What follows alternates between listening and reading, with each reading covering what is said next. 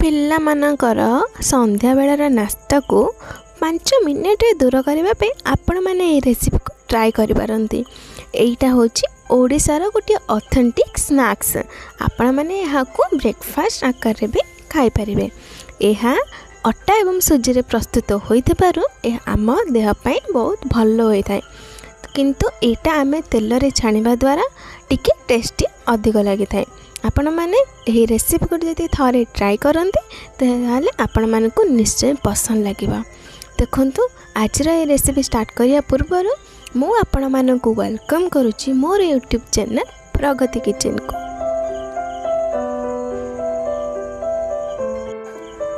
ଘରେ ସ୍ପଞ୍ଜି ନରମ ଗୁଲଗୁଲା ବନାଇବା ପାଇଁ ପ୍ରଥମେ ଦେଖନ୍ତୁ, ମୁଁ ଗୋଟିଏ ବାଉଲ୍ ନେଇଯାଇଛି। से बाउल गोटे कप को माप करिके गोटे कप एवं तार अधा अट्टा को नहीं जाइए। आपण मैंने जेकोसी कप को मध्य माप करें।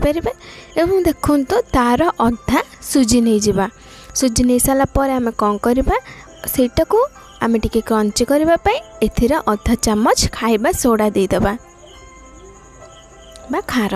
एबे आसतु आम ए पान मधुरी को आड करनबा। यही सब को आम ए चलतु भल भाव मिसाई दबा।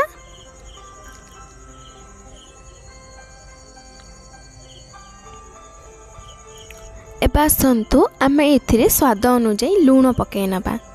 आपण माने निजर पसंद मुताबक लूण मध्य पकई पारिबे क्वांटिटी अनुजाई।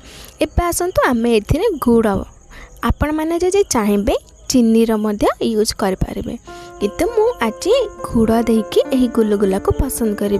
एबे आसतु आम ए अल्प पानी पकईकी यार गोटे बैटर टी तैयार करदबा। बैटर टी अधिक पतला किंबा अधिक काठुआ हेबा दरकार नहीं।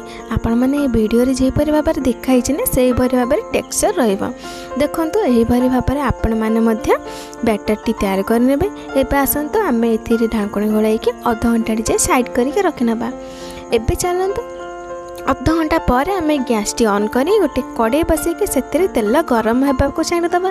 देखो तेल गरम हो आसी आम चलतु से अटा और सुजीर बैटर को लेकर गोल गोल आकार छोट छोट करके गुलगुला करके छाणी नबा।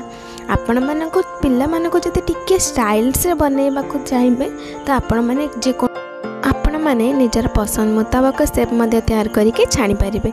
एपरि भाबरे आपण मानक पिला एक्साइटेड हेबे खाइबा को।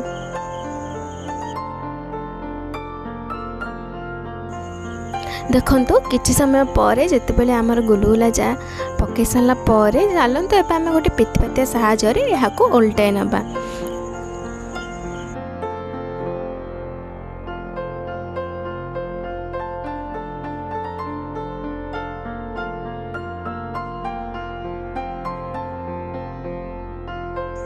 एबे आम यहाँ को लाइट बा मेरून कलर बा गोल्डन रो अधिक टिके गोल्डन हैला जाए आम यहाँ को फ्राए करबा।